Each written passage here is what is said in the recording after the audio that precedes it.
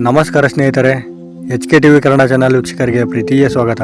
ಇದೇ ಅಕ್ಟೋಬರ್ 7ನೇ ತಾರೀಕು ಸೀಗಿ ಹುಣ್ಣಿಮೆ ಇದೆ. ಈ ಹುಣ್ಣಿಮೆಗೆ ಅಶ್ವಿನಿ ಹುಣ್ಣಿಮೆ ಅಥವಾ ಶರದ್ ಪೂರ್ಣಿಮೆ ಅಂತಲೂ ಕರೀತಾರೆ. ಈ ಹುಣ್ಣಿಮೆ ದಿನದಂದು ಕೇವಲ ಈ ₹1 ನಾಣ್ಯವನ್ನು ಈ ಜಾಗದಲ್ಲಿಡಿ ಸಾಕು. ನಿಮ್ಮ ಜೀವನದಲ್ಲಿದ್ದ ಸರ್ವಕೋಟಿ ಕರ್ಮಫಲಗಳು ದೂರವಾಗಿ ನೀವು ಸಂತೋಷ, ಸಮೃದ್ಧಿ, ಸಿರಿ, ಸಂಪತ್ತು, ಧನಾಭಿವೃದ್ಧಿ ಆಗುತ್ತೆ. ಯಾಕಂದ್ರೆ ಈ ಹುಣ್ಣಿಮೆ ದಿನದಂದು ಮಾಡುವ ಈ ₹1 ನಾಣ್ಯದ ತಂತ್ರಕ್ಕೆ ತುಂಬಾ ಶಕ್ತಿಯುತವಾಗಿರುತ್ತೆ. ಜ್ಯೋತಿಷ್ಯ ಶಾಸ್ತ್ರದಲ್ಲಿ ಸಿದ್ಧಿಶಾಸ್ತ್ರದ ಪ್ರಕಾರ ಈ ಉಪಾಯವನ್ನು ಮಾಡಿ ಅನೇಕ ಜನರು ತಮ್ಮ ಜೀವನದಲ್ಲಿ ಏಳಿಗೆಯನ್ನು ಕಂಡಿದ್ದಾರೆ. ಪ್ರಪಂಚದಲ್ಲಿ ಕೆಲವು ಶ್ರೀಮಂತ ಜನರು ಈ ಉಪಾಯವನ್ನು ಮಾಡಿದ್ದಾರೆ. ಈ ಉಪಾಯವನ್ನು ಮಾಡಿದ ನಂತರ ತಮ್ಮ ಜೀವನವನ್ನು ತುಂಬಾ ಅಭಿವೃದ್ಧಿಯನ್ನು ಕಂಡಿದ್ದಾರೆ. ಈ ಉಪಾಯವು ಧನ ಆಕರ್ಷಣೆಗೆ ತುಂಬಾ ಪ್ರಮುಖವಾಗಿದೆ. ಅಷ್ಟೇ ಅಲ್ಲ ಸ್ನೇಹಿತರೆ, ಈ ಉಪಾಯವನ್ನು ಮಾಡಿದರೆ ನಿಮ್ಮ ಮನೆಯಲ್ಲಿದ್ದ ಸಮಸ್ಯೆಗಳು ಕೂಡ ನಿವಾರಣೆ ಆಗುತ್ತೆ. ಮನೆಯಲ್ಲಿ ಮಕ್ಕಳು ಸರಿಯಾಗಿ ಮಾತು ಕೇಳದೆ ಇರೋದು ಮತ್ತು ಗಂಡ ಹೆಂಡತಿ ಜಗಳ ಕೂಡ ಆಗ್ತಾ ಇರೋದು, ಹಾಗೂ ಅತ್ತೆ ಸೊಸೆಯರ ಜಗಳ ಆಗ್ತಾ ಇರೋದು, ಗಂಡ ಹೆಂಡತಿಗೆ ಗೌರವ ಕೊಡದೇ ಇರೋದು, ಹೆಂಡತಿ ಗಂಡನಿಗೆ ಗೌರವ ಕೊಡದೇ ಇರೋದು, ಇಂಥ ಅನೇಕ ವಿಷಯಗಳನ್ನು ನಾವು ನಮ್ಮ ಪ್ರತಿನಿತ್ಯ ನಮ್ಮ ಜೀವನದಲ್ಲಿ ನೋಡ್ತಾ ಇರ್ತೀವಿ. ಹಾಗಾಗಿ ಇಂಥ ಎಲ್ಲಾ ಸಮಸ್ಯೆಗಳು ನಿವಾರಣೆ ಆಗ್ಬೇಕಂದ್ರೆ ಕೇವಲ ಈ ₹1 ನಾಣ್ಯದಿಂದ ಈ ಉಪಾಯವನ್ನು ಮಾಡಿದ್ರೆ ಸಾಕು. ನಿಮ್ಮೆಲ್ಲ ಕಷ್ಟ ಕಾರ್ಪಣ್ಯಗಳು ದೂರವಾಗಿ ನೀವು ಜೀವನದಲ್ಲಿ ಸಂತೋಷದಿಂದ ಇರಬಹುದು. ಅಕ್ಟೋಬರ್ 7ನೇ ತಾರೀಕು ಬರುವಂಥ ಈ ಸೀಗಿ ಹುಣ್ಣಿಮೆಗೆ ಅತ್ಯಂತ ಶಕ್ತಿಶಾಲಿ ಇದೆ ಎಂದು ಜ್ಯೋತಿಷ್ಯ ಶಾಸ್ತ್ರದ ಪ್ರಕಾರ ತಿಳಿಸಲಾಗಿದೆ. ಹಾಗಾಗಿ ಇಂಥ ಸಮಯದಲ್ಲಿ ಈ ₹1 ನಾಣ್ಯವನ್ನು ಈ ಜಾಗದಲ್ಲಿ ಇಡಿ ಸಾಕು. ಮನೆಯಲ್ಲಿದ್ದ ವಾಸ್ತು ದೋಷ ಕೂಡ ನಿವಾರಣೆಯಾಗುತ್ತೆ ಮತ್ತು ನಿಮ್ಮ ಎಲ್ಲ ಕಲಹ, ಜಗಳ, ಸಮಸ್ಯೆಗಳು ಕೂಡ ನಿವಾರಣೆಯಾಗುತ್ತೆ. ವಾಸ್ತುಶಾಸ್ತ್ರದ ಪ್ರಕಾರ ಈ ಉಪಾಯಕ್ಕೆ ತುಂಬ ಅತ್ಯಂತ ಶಕ್ತಿಶಾಲಿ ಇದೆ ಎಂದು ತಿಳಿಸಲಾಗಿದೆ. ಯಾಕೆಂದರೆ ಮನೆಯಲ್ಲಿ ವಾಸ್ತು ಸರಿ ಇಲ್ಲ ಅಂದರೆ ಮನೆಯಲ್ಲಿ ಕಿರಿಕಿರಿ, ಜಗಳ, ಸಮಸ್ಯೆಗಳು ಬರ್ತಾನೆ ಇರುತ್ತೆ. ಹಾಗಾಗಿ ಇವೆಲ್ಲ ಸಮಸ್ಯೆಗಳು ನಿವಾರಣೆ ಆಗಬೇಕಂದ್ರೆ ಈ ಹುಣ್ಣಿಮೆ ದಿನದಂದು ಈ ಚಿಕ್ಕ ತಂತ್ರವನ್ನು ಮಾಡಿ ಸಾಕು. ನಿಮ್ಮೆಲ್ಲ ಸರ್ವಕೋಟಿ ಸಮಸ್ಯೆಗಳು ದೂರವಾಗುವುದು ಖಚಿತ. ಈ ಉಪಾಯವನ್ನು ಹೇಗೆ ಮಾಡಬೇಕು, ಯಾವ ಸಮಯದಲ್ಲಿ ಮಾಡಬೇಕಂತ ತಿಳಿಸ್ಕೊಡ್ತೇವೆ. ಹಾಗಾಗಿ ಈ ವಿಡಿಯೋವನ್ನು ಎಲ್ಲೂ ಸ್ಕಿಪ್ ಮಾಡದೆ ಕೊನೆವರೆಗೂ ನೋಡಿ. ಮತ್ತು ನೀವಿನ್ನೂ ನಮ್ಮ ಚಾನಲನ್ನು ಸಬ್ಸ್ಕ್ರೈಬ್ ಮಾಡದೆ ನೋಡ್ತಿದ್ರೆ ದಯವಿಟ್ಟು ಈ ವಿಡಿಯೋಗೆ ಒಂದು ಲೈಕ್ ಕೊಟ್ಟು ನಮ್ಮ ಚಾನಲನ್ನು ಸಬ್ಸ್ಕ್ರೈಬ್ ಮಾಡಿಕೊಂಡು ಪಕ್ಕದಲ್ಲಿರುವ ಬೆಲ್ ಬಟನ್ ಒತ್ತಿ. ಯಾಕೆಂದರೆ ನಾವು ಹಾಕುವ ಎಲ್ಲ ಜ್ಯೋತಿಷ್ಯ ಶಾಸ್ತ್ರದ ಪ್ರಕಾರದ ಮಾಹಿತಿಯನ್ನು ನೀವು ಮೊದಲು ನೋಡಬಹುದು.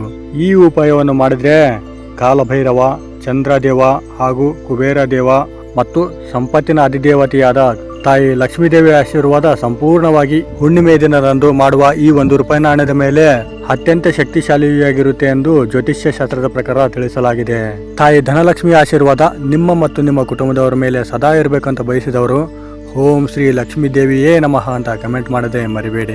ಈ ಹುಣ್ಣಿಮೆಯ ದಿನದಂದು ₹1 ನಾಣ್ಯದ ಉಪಾಯವನ್ನು ಹೇಗೆ ಮಾಡಬೇಕಂತ ಹೇಳಿದ್ರೆ, ಸೀಗಿ ಹುಣ್ಣಿಮೆ ಹಾಗೂ ಅದೇ ದಿನ ₹1 ನಾಣ್ಯದ ಉಪಾಯ ಮಾಡಿದ್ರೆ ಶ್ರೀಮಂತಿಕೆ ಯೋಗ, ಧನಲಕ್ಷ್ಮಿ ಆಶೀರ್ವಾದ ಹಾಗೂ ಕುಬೇರ ಕೃಪೆ ದೊರೆಯುತ್ತದೆ ಎಂಬ ನಂಬಿಕೆ ಇದೆ. 2025ರ ಅಕ್ಟೋಬರ್ 7ರಂದು ಬರುವಂತಹ ಶರದ್ ಪೂರ್ಣಿಮೆಯನ್ನು ಸೀಗಿ ಹುಣ್ಣಿಮೆ ಎಂದು ಕರೆಯುತ್ತದೆ. ಈ ದಿನ ಚಂದ್ರನು ತನ್ನ ಪೂರ್ಣ ಕಿರಣಗಳಲ್ಲಿ ತೇಜಸ್ಸನ್ನು ಹರಡುವನು. ಈ ದಿನದ ಜ್ಯೋತಿಷ್ಯ, ತಂತ್ರ, ಮಂತ್ರ, ಉಪಾಸನೆ, ಧನಯೋಗ ಎಲ್ಲವೂ ಅತ್ಯಂತ ಪ್ರಭಾವಶಾಲಿಯಾಗಿ ಕೆಲಸ ಮಾಡುತ್ತದೆ ಎಂದು ತಿಳಿಸಲಾಗಿದೆ. ಹಿಂದೂ ಸಂಪ್ರದಾಯದಲ್ಲಿ ಸೀಗಿ ಹುಣ್ಣಿಮೆಯನ್ನು ಅನ್ನದಾನ, ತಾಂಬೂಲ ದಾನ, ಲಕ್ಷ್ಮೀ ಆರಾಧನೆ, ಕುಬೇರ ಪೂಜೆ, ಚಂದ್ರ ಪೂಜೆ ಅತ್ಯಂತ ಹೆಚ್ಚು ಶುಭಕರವೆಂದು ಪರಿಗಣಿಸಲಾಗಿದೆ.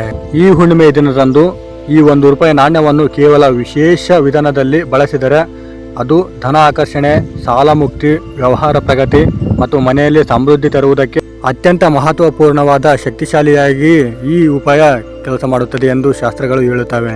ಈ ಒಂದು ನಾಣ್ಯವು ವೃತ್ತಾಕಾರ ಚಕ್ರ ಆಗಿದ್ದು ಅದು ಚಂದ್ರನ ಚಿಹ್ನೆಯಂತೆ ಶಕ್ತಿಯನ್ನು ಆಕರ್ಷಿಸುತ್ತದೆ. ₹1 ಅಂಕವು ಆರಂಭ, ಏಕತೆ ಮತ್ತು ತಾಯಿ ಲಕ್ಷ್ಮೀದೇವಿಯ ಆವಾಹನೆಯ ಸಂಕೇತವಾಗಿದೆ. ಹುಣ್ಣಿಮೆಯ ಚಂದ್ರ ಕಿರಣಗಳಲ್ಲಿ ಈ ನಾಣ್ಯ ಶಕ್ತಿ ಪಡೆದು ಕಾಲಭೈರವ, ಚಂದ್ರ, ಲಕ್ಷ್ಮಿ ಹಾಗೂ ಕುಬೇರ ದೇವರ ಆಶೀರ್ವಾದವನ್ನು ಪಡೆಯುತ್ತದೆ ಎಂದು ಶಾಸ್ತ್ರ ಗ್ರಂಥಗಳಲ್ಲಿ ಉಲ್ಲೇಖಿಸಲಾಗಿದೆ.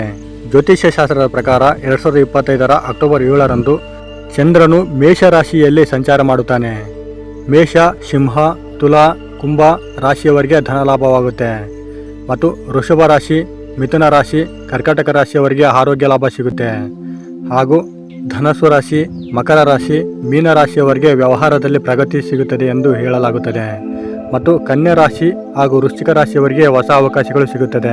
ಶಾಸ್ತ್ರಗಳ ಪ್ರಕಾರ ಮತ್ತು ನಂಬಿಕೆಗಳ ಪ್ರಕಾರ ಅನುಭವವನ್ನು ಪಡೆದವರು ಸೀಗಿ ಹುಣ್ಣಿಮೆ ದಿನದಂದು ಈ ₹1 ನಾಣ್ಯವನ ಉಪಾಯವನ್ನು ಮಾಡಿದ ಅನೇಕ ಜನರು ಸಾಲ ಮುಕ್ತರಾಗಿದ್ದಾರೆ ಎಂದು ತಿಳಿಸಿದ್ದಾರೆ. ಮತ್ತು ವ್ಯವಹಾರದಲ್ಲಿ ಬೆಳವಣಿಗೆ ಆಯಿತು, ಮನೆಯಲ್ಲಿ ಸಮೃದ್ಧಿ ಬಂತು ಎಂದು ನಂಬಿಕೆಯಾಗಿ ಹೇಳುತ್ತಾರೆ. ಈ ಉಪಾಯವು ಇದು ಆಧ್ಯಾತ್ಮಿಕ, ಆರ್ಥಿಕ ತತ್ವ ಮತ್ತು ಮನಃಶಕ್ತಿಗಳ ಸಂಯೋಜನೆಯಾಗಿದೆ ಎಂದು ತಿಳಿಸಲಾಗಿದೆ. ಕೇವಲ ಈ 1 ರೂಪಾಯಿ ನಾಣ್ಯದ ಉಪಾಯ ಅಷ್ಟೇ ಅಲ್ಲ, ಚಂದ್ರ ಪೂಜೆ, ಕಬ್ಬು ರಸ ಅಥವಾ ಹಾಲು ನೈವೇದ್ಯವಾಗಿ ಅರ್ಪಿಸಿದರೆ ತುಂಬಾ ಒಳ್ಳೆಯದು. ಮತ್ತು ಲಕ್ಷ್ಮೀ ಆರಾಧನೆ ಹೂವು ದೀಪದೊಂದಿಗೆ ಓಂ ಶ್ರೀ ಮಹಾಲಕ್ಷ್ಮಿ ಸೂಚನೆ ಜಪ ಮಾಡಿದರೆ ತುಂಬಾ ಉತ್ತಮವಾಗಿರುತ್ತೆ. ಅನ್ನದಾನ, ಬಡವರಿಗೆ ಅನ್ನದಾನ ನೀಡುವುದು ಒಳ್ಳೆಯದು. ಹಾಗೂ ತಾಂಬೂಲ ದಾನ, ದೇವಾಲಯದಲ್ಲಿ ಮಹಿಳೆಯರಿಗೆ ತಾಂಬೂಲ, ಬಾಳೆಹಣ್ಣು, ಸಕ್ಕರೆ ಹಂಚುವುದು ಅತ್ಯಂತ ಶಕ್ತಿಕರ ಎಂದು ಜ್ಯೋತಿಷ್ಯ ಶಾಸ್ತ್ರದ ಪ್ರಕಾರ ತಿಳಿಸಲಾಗಿದೆ. ಹಾಗಿದ್ರೆ ಬನ್ನಿ ಸ್ನೇಹಿತರೆ, ಸೀಗಿ ಹುಣ್ಣಿಮೆಯಂದು ಈ 1 ರೂಪಾಯಿ ನಾಣ್ಯದ ಉಪಾಯವನ್ನು ಹೇಗೆ ಮಾಡಬೇಕಂತ ತಿಳಿಸ್ತೀವಿ. ಈ 1 ರೂಪಾಯಿ ನಾಣ್ಯವನ್ನು ಅಕ್ಟೋಬರ್ 7ರಂದು ರಾತ್ರಿ 8 ಗಂಟೆ ಮೇಲೆ ಮಾಡಬೇಕಾಗುತ್ತೆ. ಯಾಕಂದ್ರೆ ಈ ಹುಣ್ಣಿಮೆ ರಾತ್ರಿ ಮಾಡುವ ಈ ಉಪಾಯದ ವಿಧಾನಕ್ಕೆ ತುಂಬಾ ಶಕ್ತಿಶಾಲಿಯಾಗಿರುತ್ತೆ. ಹಾಗಾಗಿ ವಿಶೇಷವಾಗಿ ಈ ಹುಣ್ಣಿಮೆ ರಾತ್ರಿ 8 ಗಂಟೆ ನಂತರ ಈ ಉಪಾಯವನ್ನು ಮಾಡಬೇಕು. ಅಕ್ಟೋಬರ್ 7ರಂದು ಮಂಗಳವಾರದ ದಿನ ರಾತ್ರಿ 8 ಗಂಟೆಯ ನಂತರ ಈ 1 ರೂಪಾಯಿ ನಾಣ್ಯವನ್ನು ಹುಣ್ಣಿಮೆಯ ಚಂದ್ರನ ಬೆಳಕಿನಲ್ಲಿ ನಾಣ್ಯವನ್ನು ಇಡಬೇಕು. ನಂತರ ನಾಣ್ಯವನ್ನು ಬೆಳ್ಳಿಯ ತಟ್ಟೆಯ ಮೇಲೆ ಇಟ್ಟು ಚಂದ್ರನ ಬೆಳಕಿನಲ್ಲಿ 30 ನಿಮಿಷಗಳ ಕಾಲ ಇರಿಸಬೇಕು. ನಂತರ ಆ 1 ರೂಪಾಯಿ ನಾಣ್ಯದ ತಟ್ಟೆಯ ಮೇಲೆ ಅಕ್ಕಿ, ಹಾಲು, ಬೆಲ್ಲ, ಹೂವುಗಳನ್ನು ಅರ್ಪಿಸಬೇಕು. ನಂತರ 108 ಬಾರಿ ಚಂದ್ರದೇವರ ಮಂತ್ರವನ್ನು ಜಪಿಸಬೇಕು. ಮತ್ತು ಈ ಮಂತ್ರವನ್ನು ಜಪಿಸಿದ ನಂತರ ವಿಶೇಷವಾಗಿ ಸಂಕಲ್ಪವನ್ನು ಮಾಡಬೇಕಾಗುತ್ತೆ. ಹೌದು ಸ್ನೇಹಿತರೆ, ಈ ಸಂಕಲ್ಪ ಒಳ್ಳೆ ಉದ್ದೇಶಕ್ಕಾಗಿ ಮಾತ್ರ ಇರಬೇಕು, ಕೆಟ್ಟ ಉದ್ದೇಶಕ್ಕಾಗಿ ಬಳಸಬಾರದು. ಅಂದ್ರೆ ಈ ತಟ್ಟೆಯನ್ನು ಹಿಡಿದುಕೊಂಡು ನಿಮಗಾಗಿರುವಂತ ಕಷ್ಟ, ನೋವು, ದುಃಖವನ್ನು ಹೇಳ್ಕೋಬೇಕು.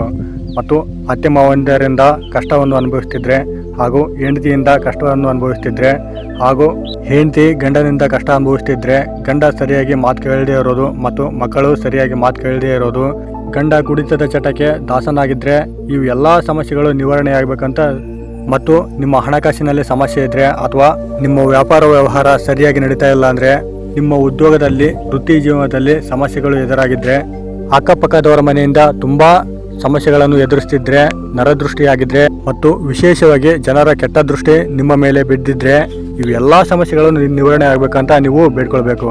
ಹಾಗಾಗಿ ಈ ಸಂಕಲ್ಪದ ರೀತಿಯಲ್ಲಿ ಶ್ರದ್ಧಾ ಭಕ್ತಿಯಿಂದ ಬೇಡ್ಕೊಳ್ಬೇಕಾಗುತ್ತೆ. ಸಂಕಲ್ಪ ಮಾಡಿದ ನಂತರ ಈ 1 ರೂಪಾಯಿ ನಾಣ್ಯವನ್ನು ನೀವು ತಗೊಳ್ಬೇಕು. ತಗೊಂಡ ನಂತರ ಹಣದ ಸಮಸ್ಯೆ ಇದ್ರೆ ನಿಮ್ಮ ಲಾಕರ್ನಲ್ಲಿ ಇಡಬೇಕು. ಮತ್ತು ದೇವರ ಅರಿಶಿನ ಡಬ್ಬಿಯಲ್ಲಿ ಈ 1 ರೂಪಾಯಿ ನಾಣ್ಯವನ್ನು ಇಟ್ಟರೆ ನಿಮ್ಮ ಕಷ್ಟ ಕಾರ್ಪಣ್ಯಗಳು ದೂರವಾಗುತ್ತೆ. ಹಾಗೂ ನಿಮ್ಮ ಪರ್ಸ್ನಲ್ಲಿ ಇಟ್ಕೊಂಡ್ರೆ ಯಾವಾಗಲೂ ವ್ಯವಹಾರ, ವ್ಯಾಪಾರ, ಧನ ಲಾಭದಿಂದ ಕೂಡಿರುತ್ತೆ. ಹಾಗೂ ಹಣಕಾಸು ಮತ್ತು ಪುಸ್ತಕದಲ್ಲಿ ಇಟ್ಕೊಳ್ಬೇಕು. ಪುಸ್ತಕದಲ್ಲಿ ಇಟ್ಕೊಂಡ್ರೆ ನಿಮ್ಮ ವಿದ್ಯಾಭ್ಯಾಸದಲ್ಲಿ ಇದ್ದ ಅಡೆತಡೆಗಳು ಮತ್ತು ಉತ್ತಮವಾದ ಬುದ್ಧಿಶಕ್ತಿ ಬರುತ್ತೆ ಎಂದು ಜ್ಯೋತಿಷ್ಯ ಶಾಸ್ತ್ರದ ಪ್ರಕಾರ ಹೇಳಲಾಗುವುದು. ನಂತರ ವಿಶೇಷವಾಗಿ ಈ 1 ರೂಪಾಯಿ ನಾಣ್ಯಕ್ಕೆ ಈ ಒಂದು ಮುಖ್ಯವಾದ ಕೆಲಸವನ್ನು ಮಾಡಲೇಬೇಕು. ಏನಂದ್ರೆ ಪ್ರತಿ ಹುಣ್ಣಿಮೆಯ ದಿನದಂದು ಅದಕ್ಕೆ ಕರ್ಪೂರದ ಆರತಿ ತೋರಿಸಬೇಕು. ಇದರ ಶಕ್ತಿ ಇನ್ನಷ್ಟು ಹೆಚ್ಚಾಗುತ್ತಾ ಹೋಗುತ್ತೆ. ಇಷ್ಟೇ ಸ್ನೇಹಿತರೆ, ಇದೇನು ದೊಡ್ಡ ಕೆಲಸ ಅಲ್ಲ, ಹಣ ಖರ್ಚು ಮಾಡಬೇಕಾಗಿಲ್ಲ, ಸಮಯ ವೇಸ್ಟ್ ಆಗಲ್ಲ. ಕೇವಲ ಹುಣ್ಣಿಮೆ ರಾತ್ರಿ ಈ ಒಂದು ಉಪಾಯವನ್ನು ಮಾಡಿದ್ರೆ ಸಾಕು.